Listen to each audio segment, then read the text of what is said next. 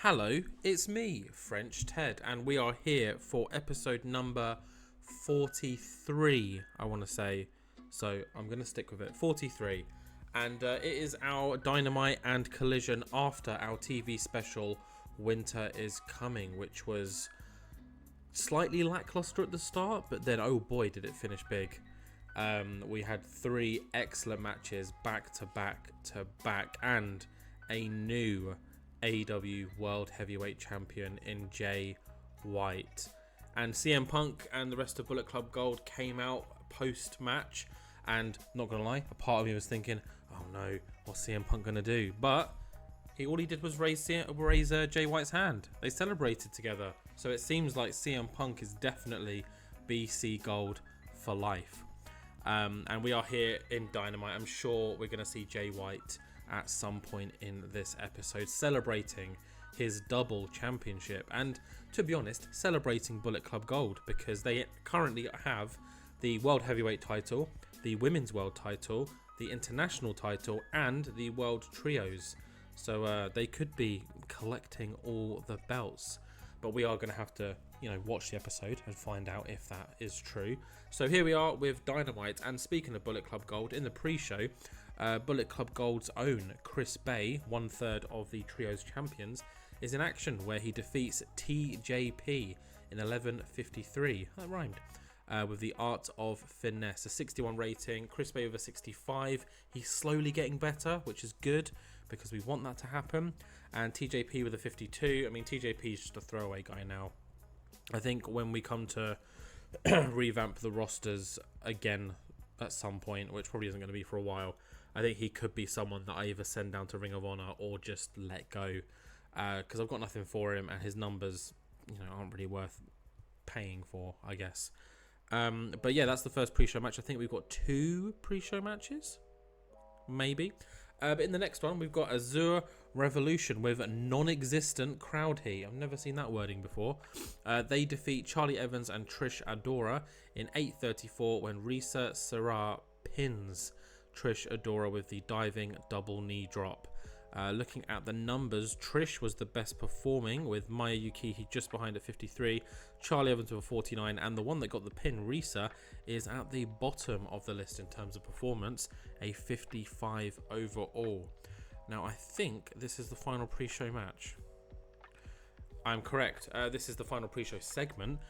So Tony Schiavone confirms that Jay White is hosting a BC Gold party tonight on the main show. So him and the rest of Bullet Club Gold, they're celebrating, and they've got plenty of reason to celebrate. So that will be happening later on tonight. But first, we have the Daniel Garcia World Light Heavyweight Championship Open Challenge.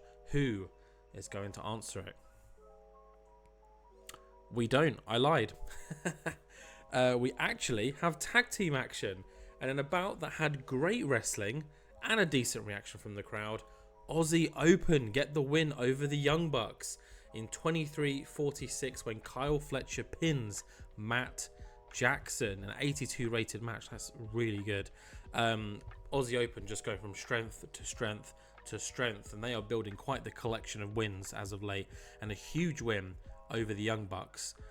During this match, there was a little bit of miscommunication between Nick and Matt, which caused Aussie Open to get the upper hand and get the win. But in terms of performance, Nick with an 89, Matt with an 84, and both Mark and Kyle in the 70s. Yeah, great match. Post-match, we see Nick and Matt arguing yet again over the miscommunication that they're having. So the Bucks really do seem to be having some issues. Just between them, Nick more so the angry one, Matt the one on the receiving end.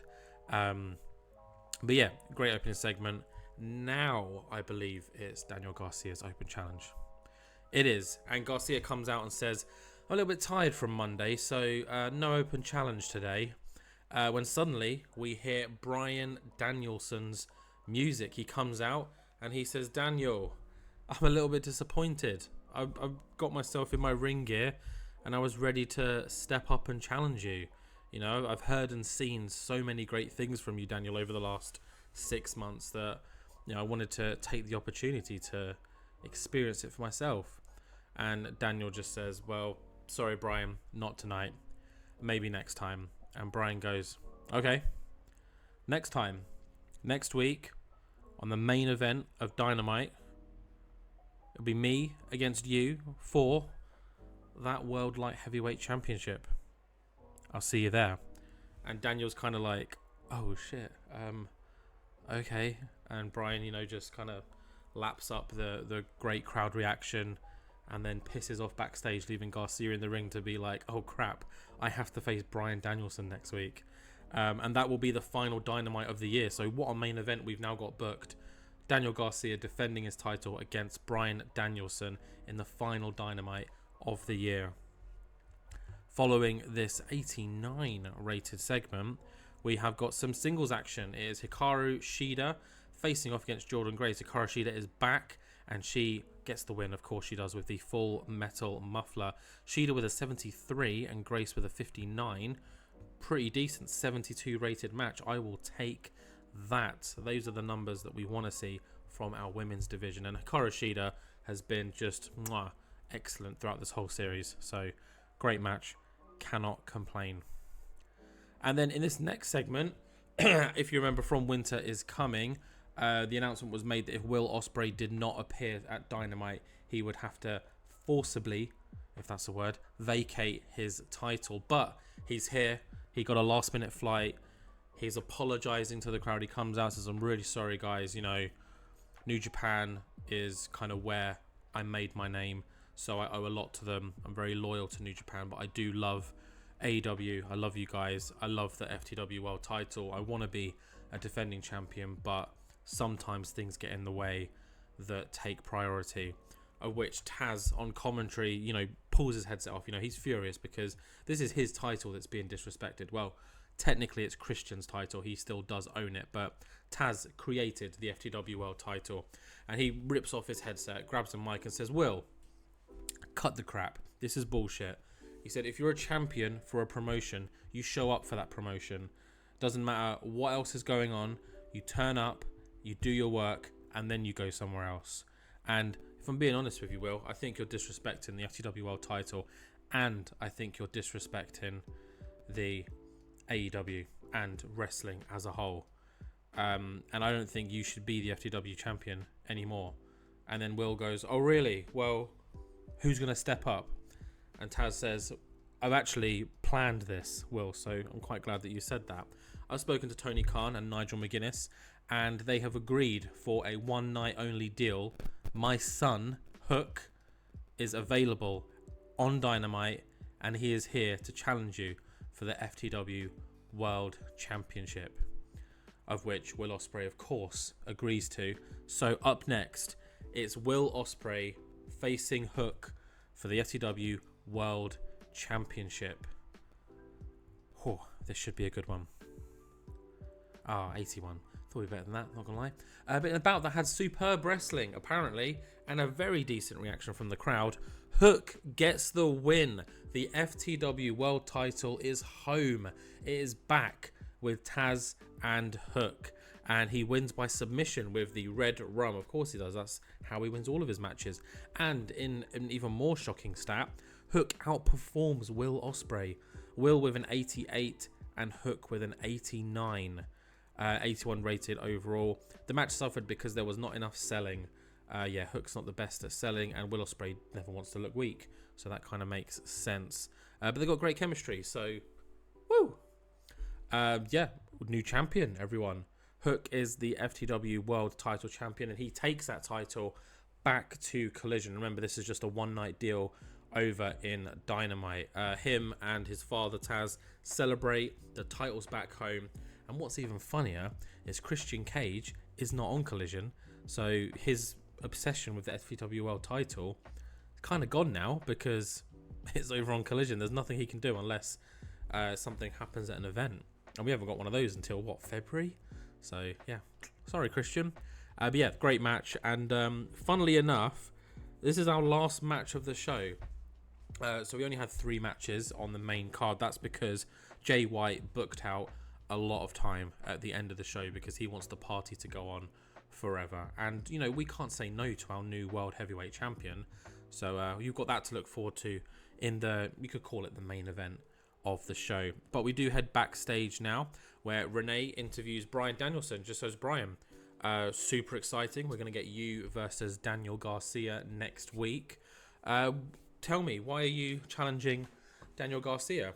And Bryan says, well, Renee, ever since my issues with the Blackpool Combat Club, I mean the Combat Club as they're known now, and then my teaming with El Generico, I've just kind of, haven't really had a purpose or a goal in AEW. It seems like I'm either being targeted or I'm helping someone else. And I figured maybe it's time to help myself.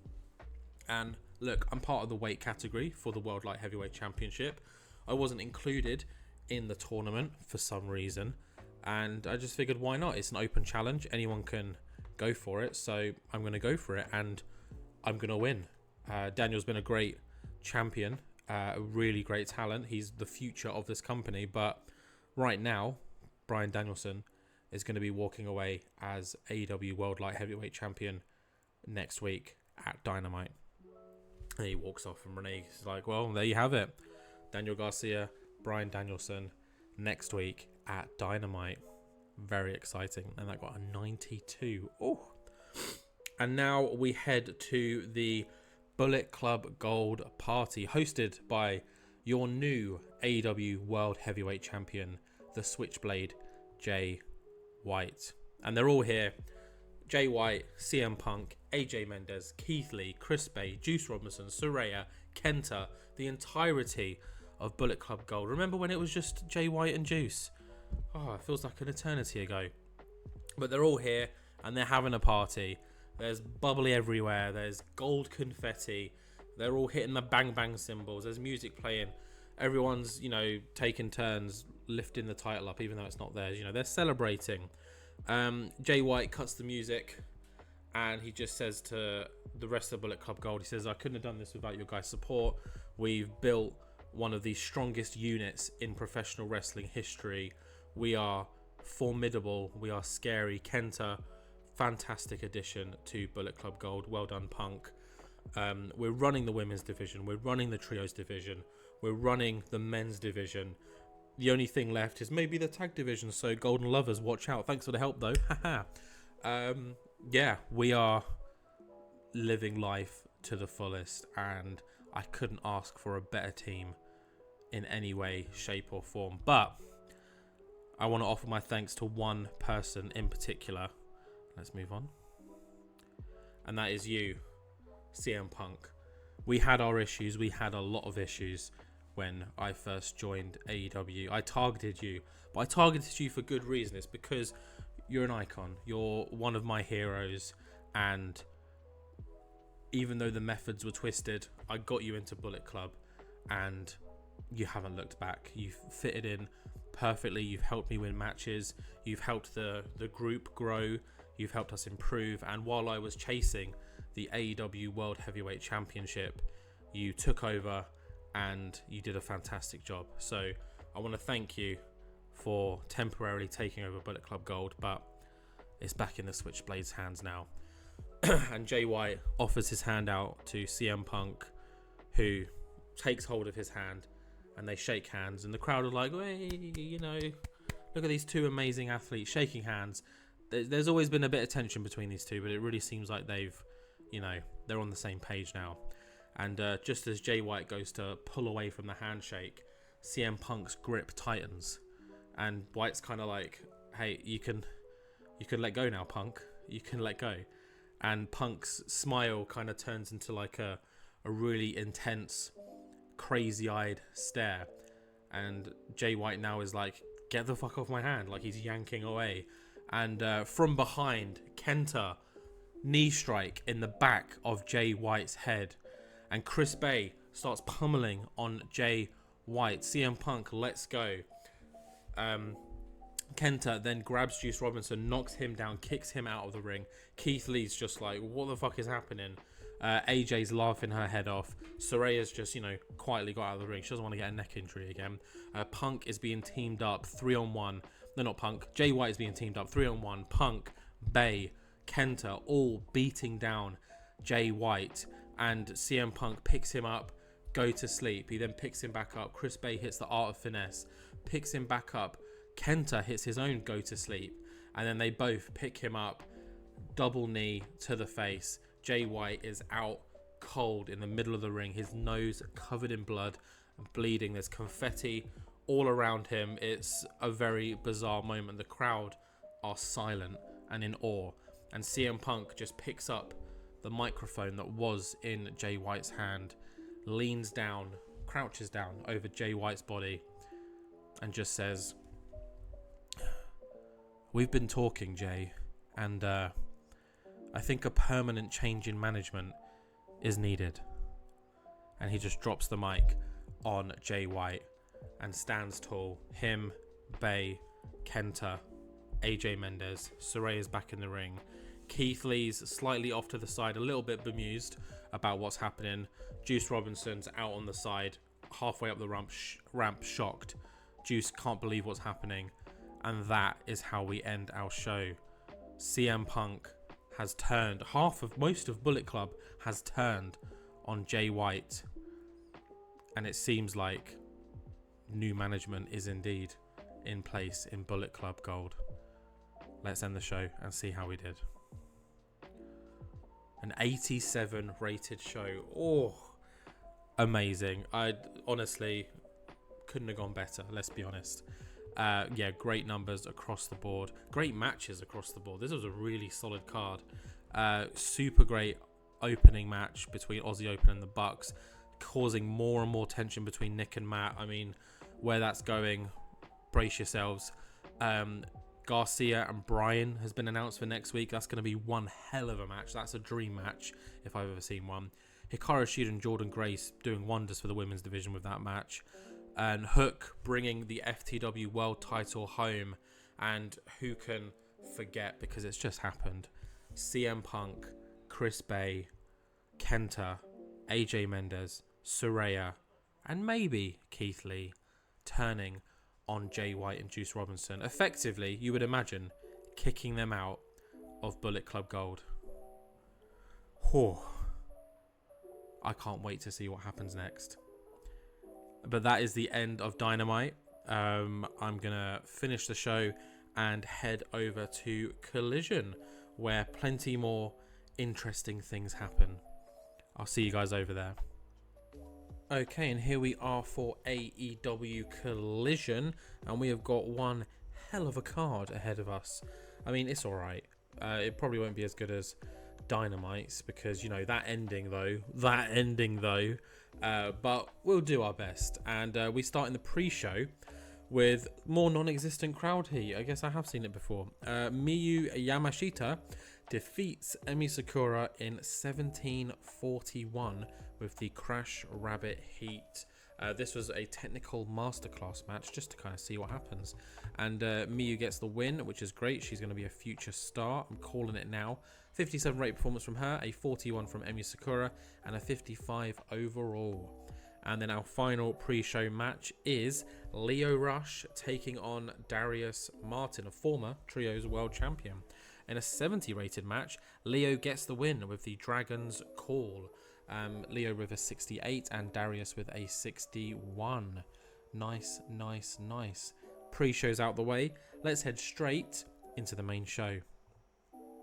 And we open with the Combat Club. Jon Moxley leading out his lads after defeating Eddie Kingston at Winter is Coming. You can see he's got stitches in his forehead, very battered and bruised from that match. And he cuts a promo all about Kingston and just says, you know, we went to war on Monday and he's feeling the effects, I'm feeling the effects, but it made me realise that Eddie Kingston is my brother. He'll always be family. He'll always be my brother. And I haven't been the best version of Jon Moxley recently. Don't get me wrong. I've been fucking fantastic, but I haven't been the best version. The best version of Jon Moxley would have the AEW World Heavyweight Championship draped over his shoulder. And I think if you look at my track record over the last few months, I've defeated Bryan Danielson not once, but twice.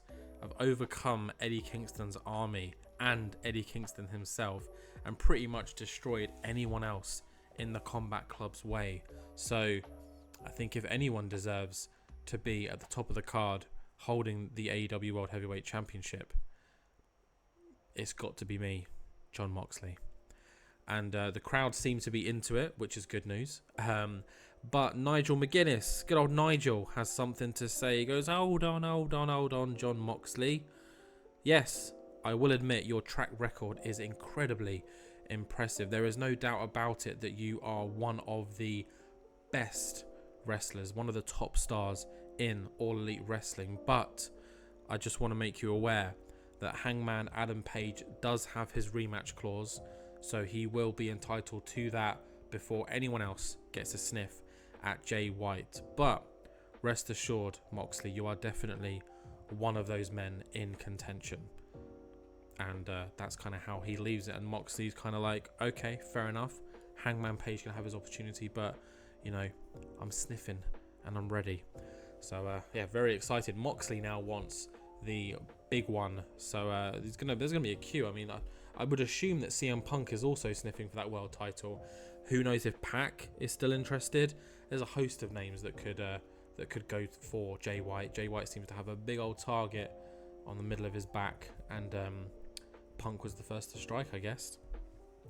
Following this, though, the reason why all of Combat Club are out here is because good old Zack Sabre Jr. is in action next, and he takes on Konosuke Takeshita. And in a superb match, with a decent reaction from the crowd, Zack Sabre Jr. gets the win. He defeats Konosuke Takeshita in 22 minutes by submission with a Barry from EastEnders. What a move. What a beautiful move. Unlike Barry from EastEnders. Zack Sabre Jr. with an 85, Takeshita with an 86. A little bit of a lack of psychology here, but they've got great chemistry. Awesome. I'll keep that in mind. And 84 overall. Can't complain. A great opening match for the show. Following this, though, we have got the Golden Lovers, our new AEW World Tag Team Champions, coming out and celebrating. And they've got Don Callis with them, who, of course, brings the rating down.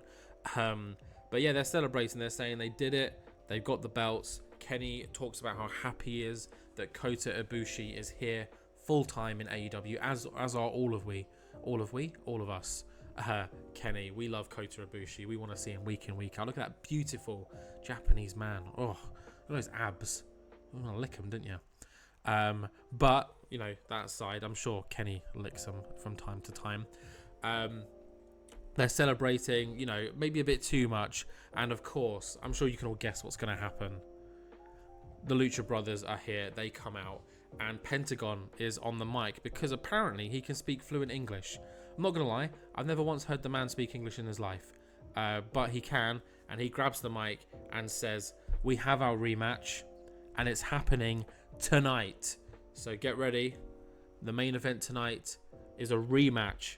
The Golden Lovers defending their titles mere days after they won him against Lucha Brothers. And again, because it's these four men, it's going to be one hell of a match. I'm very excited. Yeah, not wasting any time. Pentagon and Rey Fenix have kind of owned the tag division since they've been champions. No one has come close to beating them. So, as you can imagine, they are very keen to get those belts back. 82 rated segment, nice one. I will take it. Let's continue with the show. And next up, if you remember a few weeks ago, Sammy Guevara spoke with La Facción and asked if he could become a member of them and work with them. Says that, you know, he can add so much value to them. You know, Dralistico is a great high flyer, but it's also good to have Sammy Guevara, someone who's been there and done that, and blah, blah, blah, blah, blah. Who knows? They said they'll think about it. They've thought about it, and they're giving him a little trial run. So we've got a trios match up next. Sammy Guevara and La Facción. So this is Andrade and Rouge taking on Eddie Kingston's Ultraviolence, who still seem to be a team, even though there is no Eddie Kingston around. So it's a Tankman and the Legion of Pain. And in a bout that had good wrestling and a decent reaction from the crowd, Sammy Guevara, Andrade and Rouge get the win. They defeat Ultraviolence. And it looks like Sammy got the pin where he pinned Selmani with a go to hell. I don't know how Sammy got Selmani on his shoulders, this one. Or any of them, to be honest. They're fucking massive, these guys. but he managed to do it and got the win. Looking at the numbers though, Sammy underperformed slightly because Rouge and Andrade in the 80s, Tankman with a 72 and Sammy Guevara with a 70. Does this mean he's passed their test and is a part of La Facción? I think we'll have to wait and see. But following this, we head backstage and Bandito is hanging out with Hangman Adam Page, his amigo. And Bandito just says in the simplest of terms, you know I've got your back no matter what. If you need backup for your upcoming title rematch against White, let me know. I'll be there in a heartbeat. And Page says, thank you, Bandito. It's good to have an amigo. Nice little wholesome moment between these two men because, you know, they're good guys. There's not a bad bone in their body. We love them. 81 rated segment, decent. We'll take it. Let's continue with a very random match. I don't even know why I put it on the card, but we've got Darby Allin taking on Jungle Boy Jack Perry. And if you can see from all of the red down here, Darby Allin is hinting at a face turn. He's getting good again after being a bit of a dickhead in the last few months. The crowd don't seem to be into it, which is weird. Because why wouldn't you want Darby Allin to reunite with Sting? And speaking of Sting, he is at ringside with Darby Allin. I guess he's kind of monitoring Allin to see if he, you know, deserves his tutelage again. But in a decent match, 72 rated, Darby Allin gets the win. He defeats Jack Perry clean with the coffin drop. Darby Allin with a 60 rated performance, which is doggy. And Jack Perry with a 68. What happened to Darby Allin? I thought he was better than that. If I was Sting, I'd piss off now. But 72, all right, it does a job. It kills time. But following this, we've got women's action. Finally, some women on the show. And it is Demi Bennett, the beast, the beautiful beast. Demi Bennett taking on little cute Suzume. And in a very short match, Demi Bennett rips Suzume in half with the Riptide and defeats her. Demi Bennett with a 71 performance, which is great. And Suzume with a 31, which is not great. 62 overall though. Thank the Lord it's Demi Bennett and not another average Joe, because this match would have been piss poor. But yeah, it's fine. And post-match, Demi Bennett grabs the mic and calls out AJ Mendez. She says, it's about time you actually had competition, AJ. You defeated 5 women on Monday, but they were not competitive at all. I am the competition. I am the level that all women should seek to be. So how about you get your cute little ass out here and take me on? Of which, of course, big Nigel McGuinness interrupts again for the second time tonight and says, hold your horses, Demi. I've actually got a big announcement. AJ Mendez has been asking for competition and we have been feeding her what we believed was competition, but I guess our judgment is wrong.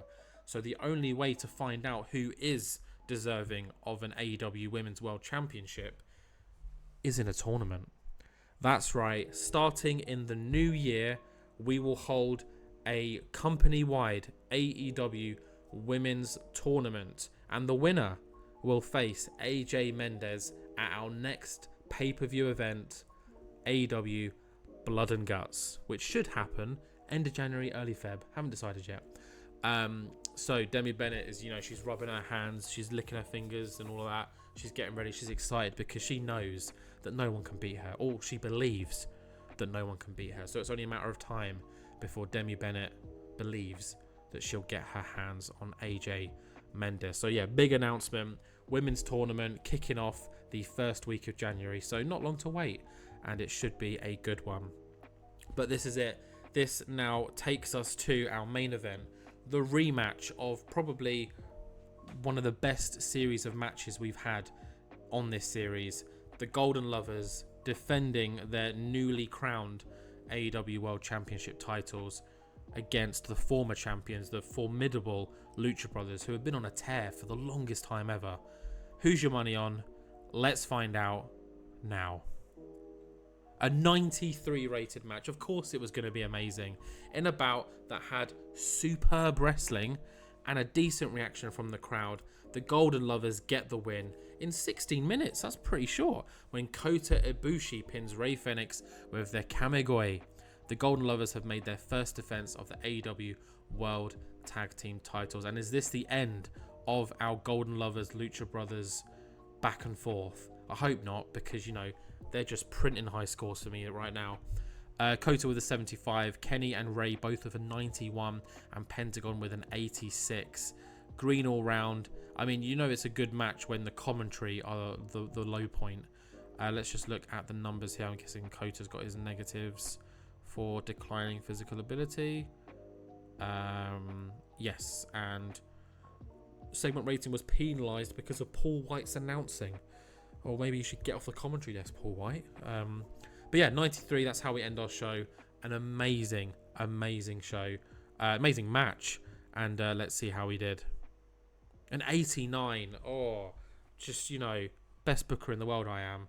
Back to back to back. Amazing results. Yeah, couldn't have gone better. Great show. We had some solid matches. We had a few stinkers, but it's fine. Moxley inserts himself into that world title race, which is very exciting. Lucha Brothers got their rematch and failed. Huge women's tournament announced. And is Guevara part of La Facción? I don't know. We'll have to wait and see. But yeah, that ends this episode with 2 great back-to-back shows. And it doesn't stop there, because next week we've already got our confirmed main event. Daniel Garcia defending his title against Bryan Danielson on Dynamite. And at Collision, we don't know what's going to happen, but I'm sure it's going to be pretty fucking epic. And that is the next episode, our final show of the calendar year. And following that, we will have a special end of year celebration, awards night. Everyone get your tuxes on. I'll be wearing mine. And we're going to run through a whole host of categories that I've come up, a whole host of nominations that I've created, and we are going to hand out many, many awards to many, many deserving people, shows, matches, feuds, etc. So that is what we've got to look forward to. We'll also see the end of year awards within the game as well, but no one gives a shit about those. We only care about my awards. But that's it for this one. Thank you very much, guys. Please like, comment, subscribe, share, and I'll see you all in the next one. Bye.